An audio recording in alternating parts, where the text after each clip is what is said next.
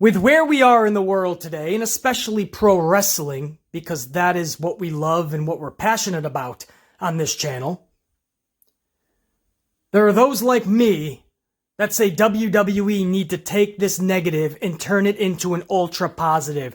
They need to take themselves out of the trenches and really produce the most epic stories ever told in pro wrestling. They need to take themselves, like the rest of the world, from rock bottom to straight triumph. Only through adversity are you really gonna find out how good you really are. So, subconsciously, I actually had some expectations for this past week's Raw. They had some days beforehand to get some awesome stories together. All it was going to take is some care, some focus, some time, some energy, and maybe some extra financial income. But they could pull off some awesome storytelling. The matches in front of no crowd, that probably wasn't going to work. I understand you can't have a lot of live action in front of a crowd. But that doesn't mean you have to show a 2-hour replay from a pay-per-view. You could still produce some of the most epic storytelling we've ever seen in pro wrestling. In fact, now more than ever, because you're forced to do such. If your in-ring wrestling is kinda handcuffed, if you're tied up with your in-ring action, now you double down and you triple down on the storytelling. That'll only help you in the long run, I assure you. We all know what's going on in the world. We know that you're handcuffed and your hands are tied. So we'll throw you the mulligan, just build stories. And whenever WrestleMania is produced, right now it's for Sunday, April 5th, at the Performance Center in front of no crowd. That could change. But no matter where or when WrestleMania takes place, if you take the next few weeks to really build epic stories that captivate us, that give us cliffhangers by the week, by the show, wherever WrestleMania is held, we're actually going to need, not just want, but we're going to need to see the culmination of the stories. We're going to need to see the final outcome. So I was hoping we saw a lot of that this past Monday, but we didn't. For 2 hours, we saw a replay of a men's Royal Rumble match, a match that most of us saw just a little over a month ago. So it was still fresh in our heads. We didn't even need to see the replay. And by the way, if you were going to show replays for the night and it's 316 day, why not show some Attitude Era matches with like The Rock and Austin or Austin and The Undertaker? That at least would have been more interesting. But we didn't need that. And then in the third hour, they produced the regular programming that Raw usually produces if they were in front of 15,000 people at an arena. All they did was produce regular content. That contract signing you would see in front of the 10, 15,000 people in attendance. Stone Cold stunnering Byron Saxton and having some beers with Becky Lynch. You'd see that in the arena. They didn't up their game at all. In fact, they just regressed. How is that possible? In the time more than ever that you have to produce something awesome, not just to get people's minds off of what's going on in the world, but this is the time to really produce and focus on storytelling. At least that's how I think as a creator. I love creating stories. I love creating, period. Characters. Feuds. Stories, books. Chapters come to my mind and while drinking my morning coffee. Like right now, as I drink my morning coffee, I'm about to show you what a real creative person would put pen to paper for Monday Night Raw this Monday. Because I get it a lot, right? BC, you're overly critical, man. You're a little too negative. You're a little too harsh because their hands are tied, BC. With what's going on in the world, they truly don't know what to do. And that's not acceptable. That's not an excuse. You take that. You let the old man off the hook. I refuse to.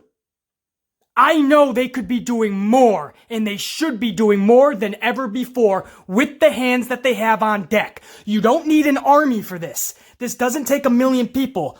And I'm going to show you, first and foremost, how it takes just one person to create this, which I'm about to do for you. I'm about to book the story arcs for this Monday's Raw. I'm going to show you how one man over morning coffee can book the story arcs for Raw. And then all it's going to take afterwards is just a couple of handfuls of individuals, which would meet state and federal guidelines for 50-person gatherings, 25-person gatherings, or no more than 10-person gatherings. I will show you a way, with just a cameraman and your superstars, how you could make this work. I'm going to lay down the blueprint for you guys. And I'm going to expose Vincent Kennedy McMahon for the lazy son of a bitch that he is. Because what we've seen is him not caring about WWE for years now. And now it's just he has his own excuse. He literally has an excuse not to produce anything fun or interesting or organic or captivating. Now he's got an excuse. Look what's going on in the world. At least we're still here for you. The show's going on. The show's not going on. You're replaying shows. We just saw 2 out of your 3-hour Raw dedicated to a replay of the Royal Rumble. The show's not going on. We have to go back in time and watch an old show. So you're lying to us. Fuck the show's going on. The show has come to a complete halt. And that's bullshit. But the show could go on. In fact, the show could go on bigger and better than ever before if you focus on your stories right now. We understand there's certain things that can't be done. We also understand there's certain things you can be doing that would be epic right now. That would take our minds off of what is going on in the world. And I'm about to give you 3 huge story arcs for this Monday from 3 big WrestleMania matches. So for the next, 15, 20 minutes, kick your feet up, relax, get your own coffee, get some snacks, and let's book Monday Night Raw for this Monday better than it's actually going to be booked. You guys ready to play? We begin the show from a blank screen and with Booker T laid out at the Fox WWE backstage studio. Booker T's face planted into the studio floor, clearly unconscious. As the camera pans over, we see Christian tied up in a chair. Randy Orton enters frame, and it is clear Christian is being held captive. Christian is tired and run down at this point, and it is obvious that he was beaten down before even being tied up. Orton looks directly into Christian's eyes and says, "Mr. Hollywood, oh the irony. Here you are filming promotional material for the return of Backstage, when in reality, you may never return again." Orton tells Christian he didn't get the message with his own wife. Maybe his best friend will do the trick. He, of course, meaning Edge. Orton then looks directly into the camera and sends a message to Edge. "Edge, I know you'll be showing up to the Performance Center in Orlando tonight. Sorry I couldn't be there. I just had to see what all of this Hollywood hype is about."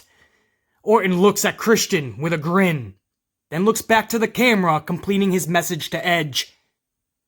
"When you get to the PC, Edge, I want you to go straight to the ring. Once you're there, I'll give you my answer to your WrestleMania challenge, and maybe, just maybe, I'll give you back your best friend too." Orton turns the studio lights out as we hear Christian begin to scream anxiously, knowing what's about to come in the pain that Randy Orton is about to put on Christian. We fade to black, but only for 2 beats. No commercial. We head straight into an empty parking lot outside of a bar in Orlando. There is 1 car parked in front of the bar in this empty parking lot. AJ Styles, Carl Anderson, and Luke Gallows get out of the car. Styles is asking Anderson if he's sure about this. I mean, the entire city of Orlando is shut down, he says. Anderson reassures Styles that everything is taken care of and that the bar is being opened up just for them.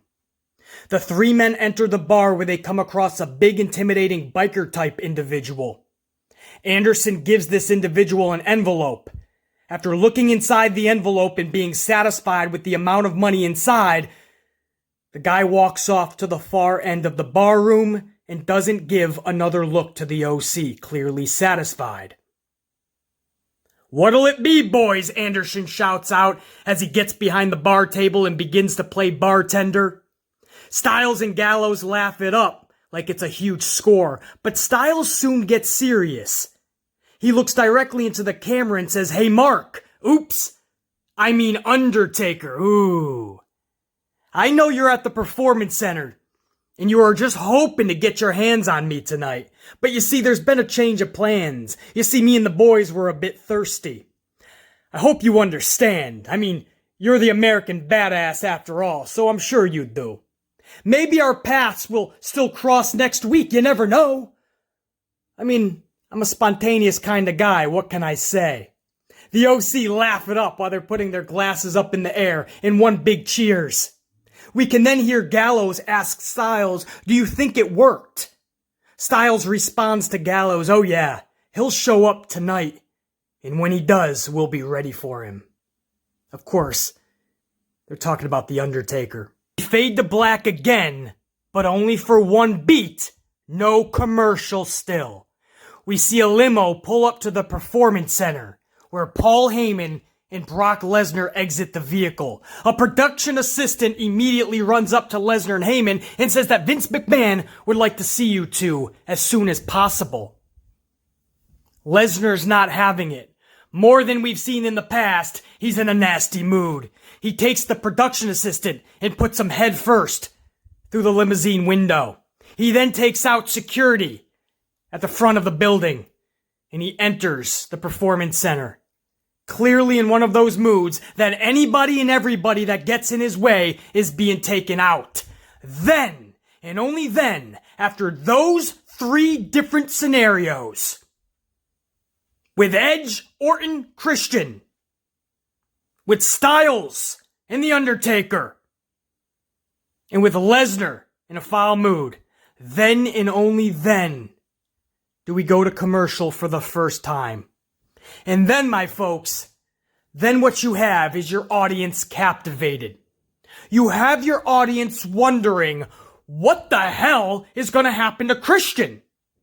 What's Edge going to do or think when he shows up to the PC and finds out what's happening to his best friend? You're then simultaneously thinking, is The Undertaker really going to show up to this bar in Orlando? Are we going to see a bar fight? You're then thinking, what the hell is Lesnar going to do next? The dude's on an absolute warpath. That's what a television show should be. It should be captivating you segment to segment, and the story should only progress throughout the night. What made professional wrestling unique, awesome, unlike anything else in the world, was the story that gets put into the feud. The wrestling matches, of course, are fun, and we want them to be epic. We want that in-ring psychology. We want the selling to be on point just as much as the offense. But what hooked us with pro wrestling was always the story. It was always those bizarre moments that we'll never forget, whether it is Booker T and Stone Cold taking each other out in a supermarket, or the APA in a bar room, or Stone Cold running over cars with a monster truck. Crazy shit like that we remember. Because there's nothing like that in the world. WWE always used to progress storylines like that, but in recent years they gave up or they just don't do it enough. Well, now, my friends, it's a time where we need this more than ever. You can't just put out 3 or 4 matches on these shows in front of an empty crowd. Nobody is in the stands, nobody in the crowd. It's coming off awkward, it's cringeworthy. So we already know you can't have a bunch of matches. Even 1 or 2 matches is pretty much hard to stomach. So we know that doesn't work. We also know that just replaying a pay-per-view or some matches on a pay-per-view and just filling up your hours that way, that doesn't work. That's redundant for the people that already saw these matches. So here's a crazy concept. Let's just get more in depth with the storytelling. If Mania is your big production, no matter where it's held, finally, no matter when it's actually held, for now it's Sunday, April 5th still, but now in the Performance Center in front of nobody, but that could always change. But no matter where or when, that's your finalized card. Those are the matches that you're going to put out there for the world. So now all you need to do is just tell the story. Stories. Each match should have a captivating story from here on out. That's all you gotta do. We understand you can't give us a bunch of matches because it's just not clicking, it's awkward, it's weird with no live audience. But what you can do is give us a lot more story behind it. You can build. And that's what always pro wrestling has been about too. Not just the in-ring wrestling, but the stories behind the matches, the stories behind the feuds. So all you have to do, this doesn't take a rocket scientist to realize, you double down, you triple down on the storytelling. You make your shows about the story that is going to get us to the big event, get us to the actual match, get us to the culmination of the feud. It's not that hard to do. It takes time, it takes energy, it takes focus, it's going to take a little extra money, absolutely. But you're a conglomerate billion-dollar company that has a 3-hour cable show on Monday nights, 2 hours on Friday nights, 2 more hours on Wednesday with your NXT brand. There's no excuse why all of this time, energy, focus, and money is not being put into these shows. I just showed you how to start your show off and captivate your audience more than a usual Raw. That would captivate your audience more than a regular Raw with nothing going on in the world, a full 15,000 packed arena. What I just gave you is even more captivating. And that's what I mean. You can turn a negative into a huge positive if you just dedicate the time, effort, focus, and money. And I'm not done. I talk about progressing the story through the night. That's just how you should start off. Now, if you have a match or two during the night, if you have an in-ring promo or two during the night, absolutely. That's WWE's call. That can always be worked out within many people coming together, collaborating, and seeing what would be best. But as far as story progression, that's just how you start these story arcs. What do you have going forward? A segment or two later? If you want to go back to the Christian and Orton thing, you have Christian still being basically tortured by Orton. Until Edge shows up to the PC, gets in the middle of that ring, Orton is going to keep poking the bear. Keep pressing Christian's buttons. Keep torturing him. He's waiting for Edge to get in the middle of the ring, look up at the Tron, and see Christian in this state. First it was your wife, now it's your best friend. So you could keep going back to the WWE backstage studio there for Fox over in California. You go there a couple more times before Edge even gets to the arena. You build the story. Undertaker's story, right? The OC is at this bar. It's a little bit of a plan, obviously. It's a ploy to lure the Undertaker to that bar where they know they're good to go. And you have this big, intimidating biker type dude at the end of the bar table. You know he's just added insurance. He's not just the owner. If the Undertaker shows, it ain't 3-on-1. It's going to be 4. This big dude is going to get himself some. So you cut back to the bar a time or two and you see Styles in the OC. But what I would have is a knock on the door in one of the segments of the barroom door. And the OC is all anxious now. Wait, is that him? They all grab pool sticks. They're ready to bash the Undertaker. But Gallows is like, wait, the Undertaker wouldn't knock. So then they start thinking, wait, the Undertaker wouldn't knock. Who the hell is this? So they yell out timidly, come in! AJ Styles yells out and they have their pool sticks in hand. Whoever's on the other side of the door, they're going to get it. And who walks in? Shayna Baszler.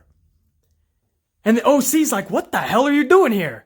And Baszler's like, I liked your idea. I got somebody looking for me as well at the PC, but I decided to make it a little interesting. If you don't mind, I just want to have some beers with you guys. And if Becky wants to find me, I'm going to make her work for it. So then you have Lynch having beers with the OC. I'm sorry, Shayna Baszler is having beers with the OC. So she's basically luring Becky Lynch into this barroom fight because Baszler thinks her odds are even better inside the barroom. There ain't no referee, there's no official to back her off from choking Lynch out.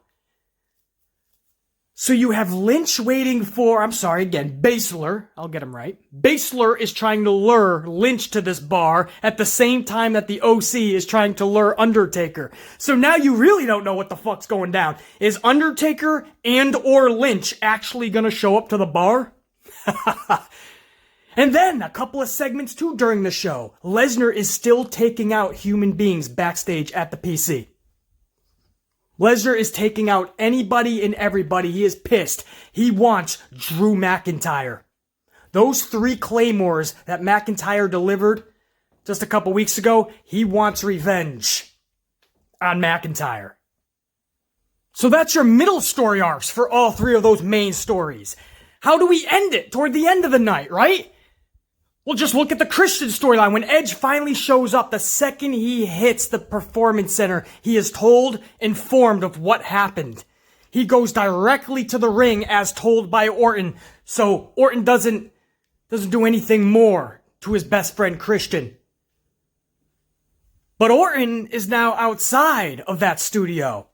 He's at a car where the trunk is open. Inside that trunk is Christian. And Orton says he changed his mind. He'll give his answer next week, live, in front of Edge's face.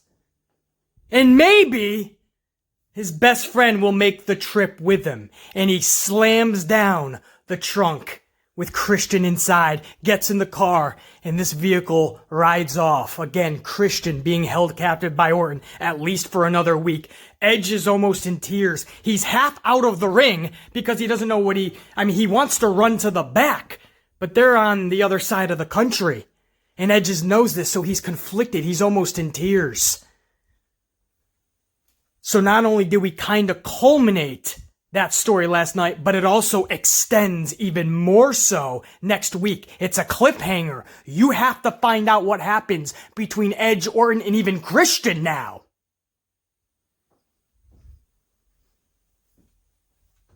Then you go over to the OC and Shayna Baszler waiting for The Undertaker or Becky Lynch to show up. Either one of them, or maybe they both show up. And finally, toward the end of the night, we hear and we see a motorcycle riding up to this bar. It's the American Badass, Mark Calloway, The Undertaker. And he gets off the bike and he's about to go in, but we hear this loud rumbling coming down the road. It's a tractor trailer. It's Becky Lynch in her trailer truck in the tractor. Becky Lynch, the same one that we saw this past Monday. So we have the American Badass riding up in his motorcycle, and we have Becky Lynch riding this trailer up to this bar. It looks like the Transformers. It looks like Optimus Prime is riding up to this bar. Becky Lynch gets out. She looks at Taker. Taker looks at Lynch. And you can tell they're already devising a game plan in their dome pieces. We cut to commercial. That's right. I want you guys to think about this a little bit, right? Now when we come back, you're going to be like, oh, fuck. They're devising a plan as this commercial is going on. When we come back, it's going to be a fucking war. And when we come back, you're damn right that's what it is. They bust into that bar room, and no matter what plan the OC and Baszler had, it was all done when they saw the fury, the ferociousness, the velocity in Lynch and Calloway. And they start brawling all over this bar. Taker's taking out Gallows, Anderson, the big dude, the big intimidating owner, the biker dude. Him and Taker have a good little war, but he's taken out and thrown over the bar table by Calloway. As that war's going on, Lynch and Baszler are busting through the bathroom doors, the side kitchen doors. They're brawling all over the bar. It is a mass brawl. You can't really tell who the decisive victor is until late when the pool stick is cracking the dome piece of Mark Calloway. Styles and OC are able to get out. They jump in their car and they screech away, but Taker's not that far behind, gets on his motorcycle, and he peels out after. So this motorcycle is in hot pursuit of Gallows, Anderson, and Styles. Baszler and Lynch, right? You forget about him for like 5 seconds because of this pursuit. The camera pans back, and Baszler is being thrown out the barroom window. Oh, I could get so creative if they just invest a few thousand into this, man. Just a couple thousand extra bucks right there in the parking lot as your visual is Calloway chasing this car of the OC. Then you pan to the left where Baszler's being chucked out of a window.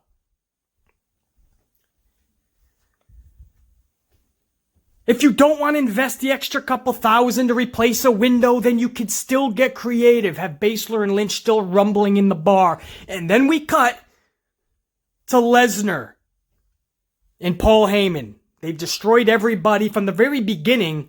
The production assistant said Vince McMahon wanted to talk to them. And instead, Lesnar just went on a warpath, a rampage, trying to find Drew McIntyre. Well, McIntyre's in the middle of the ring at the end of the night. Lesnar comes storming down, or vice versa. You could have Lesnar in the middle of the ring demanding McIntyre get over there, and McIntyre comes storming. They start brawling. People, remind you, there's not too many people at the PC because of this thing going around. But all hands on deck are trying to split them up. Vince McMahon has to come down. Again, McMahon wanted to talk to Lesnar right at the jump of the night. Lesnar never showed up to his office. So McMahon's pissed off. He tries separating them. He gets a Claymore kick from Drew McIntyre. Lesnar kind of hightails it at that point. He understands that McIntyre's just as pissed as Lesnar is pissed to him. So Lesnar's like, all right, I got myself a little some. This is a little bit too hectic, a little bit too chaotic than I expected. So you kind of see Paul Heyman and Brock Lesnar retreating. Vince McMahon is knocked out from a Claymore, and Drew McIntyre is staring a beeline right to Brock Lesnar's eyes. Amongst the chaos, we go off the air. Guys, I'm just giving you something, man. I'm just giving you a little something.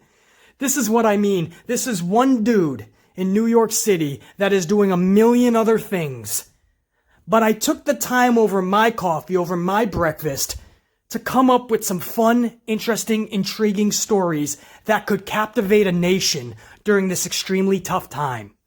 We don't necessarily just have to replay a bunch of stuff from pay-per-views. We don't have to have 7 awkward, weird matches with no crowd. But you can build stories. It just takes creative people. And it takes people that actually give a damn and care, and that will spend a few extra bucks, make a few extra phone calls, and make things happen. Even though things are shut down and closed down, that doesn't mean that you still can't meet the 25-person gathering limits. If you have a production assistant, an actual producer, a camera guy, and a lighting person, Baszler, Becky Lynch, Undertaker, and all 3 members of OC. All together, guys, that is 10 people. So not only are you meeting a 25, right? Some states have a 50-person limit for gatherings. Some people have a 25. I'm hearing some states even talking about 10 people. I just showed you that you could do that whole barroom thing with 10 people. You don't even have to have the production assistant. I mean, they make movies guerrilla style with one person. I know. I'm trying to make one. I've been for a couple years now. It's not going so good, but it will be finished. But I know. All it takes is a person with a camera. So you don't even need the production assistant. Fuck the lighting guy. Let's do this as raw and as guerrilla as possible. And then you can have the owner in there and maybe the best friend of an owner, and you'd still meet the 10-person limit. What I'm saying is there's so many ways that you could pull this off. That segment. Obviously, the PC, you can do whatever the fuck you want. So the Lesnar thing is absolutely something that could easily happen. And Vince McMahon would just have to show up and give a damn about his product. He would just have to show up and take a Claymore kick. The Fox Studio thing with Christian and Edge and Orton, that just takes time and effort. That's all that takes. Phone calls being made. Care and creativity being put into it. And if you really wanted to do that, you could do that. Fox would absolutely oblige with WWE and open up their studio just for that segment. Or that story, I should say. And you can make 5 or 6 segments out of it. It just takes a lot of time and effort. And that's something that Vince doesn't want to put in anymore. Care, creativity, that's something that Vince doesn't want to do anymore. A little extra money being put into your product. It's something Vince doesn't want to do anymore. He's putting all his money more into the XFL than the WWE. In fact, his own board people are suing him because they're saying he's neglecting the WWE. So I've been saying this for a while now. Not only was I right, I was more right than I even could have fathomed. His own boardroom people are suing Vince because they're saying he's not caring about his product. Instead, he's taking the investments and all his money and he's putting it into the XFL. And what they're saying is he's actually taking WWE money. The lack of care that he is showing to WWE and putting all into the XFL, that is actually a breach within the board. So that's huge, guys. But if Vince just started caring about this shit, you could get stories like that. And whether you're down with these stories or not, or you would tweak 1 or 2 things, or you would add something, or maybe take something out, that's cool. My point is, I'm just trying to open up your minds. Anybody that's saying, oh, BC, what do you expect them to do? Their hands are tied. This is all they can do, man. Just, they're at least putting on a show, right? They don't know what to do right now, BC. So let's cut them some slack. No, what they're doing is they're putting on a 3-hour show every Monday. What they're doing is they're putting on a 2-hour show every Friday night. Okay, advertisers are still showing their products. Everybody, the audience is still showing up. We're expecting, right? Audience at home, I should say. Nobody's showing up to the performance center. That's not allowed. But my point is, it's business as usual for everything else because Vince has made it business as usual. So at least, the least he can do is give us something interesting, give us something fun, give us something creative. Pro wrestling has always been about that. There's no reason we should have ever stopped being creative. It should have stopped being fun. It should have stopped being interesting. But over the past several years, it has stopped. Now more than ever, we need it to be creative. So now more than ever, everybody's saying, BC, cut them some slack. At least they're putting on a show, man. And I'm saying no. Don't rest on that excuse. Now more than ever, they need to put her to the boards. Now more than ever, they need to go full throttle. Now more than ever, they need to turn a huge negative into a huge positive. Through adversity, you will find your greatest triumph. Trust me. I've been in the absolute trenches that you guys couldn't even fathom. And through those trenches, while I was in there, I came up with my best ideas. I got stronger than ever before, and I became who I am today. When you hit rock bottom, there's only one way to go, baby. Straight to the top. You give them excuses, guys. I refuse to. I just gave you amazing content over my fucking morning coffee. The old billionaire of $1 billion conglomerate company, Vincent Kennedy McMahon, he can't give you some fun shit Monday? And all he's doing in the end is just building to matches that, if you build correctly, we're actually going to want to see the outcomes of. He's only going to be helping himself. I always ask myself lately, why do I care more than the owner of the WWE? Why do I care more? Why am I more passionate? Why am I more amplified? I just can't fathom it sometimes. Thank you guys for listening to this vid, though, and this podcast, and hopefully you guys got excited about those ideas, you know? It's, we're all brought back to reality when we realize we're probably not going to get that, but it shows you. What I wanted to do was show you how fun pro wrestling can still be when people give a damn about it. That's what the main purpose of this podcast vid was about. To show you guys how fun pro wrestling could be if somebody just gave a damn about it. Especially in that fucking company. I'm the Amplified Man. Till I talk to you, think, be, live. Amplified.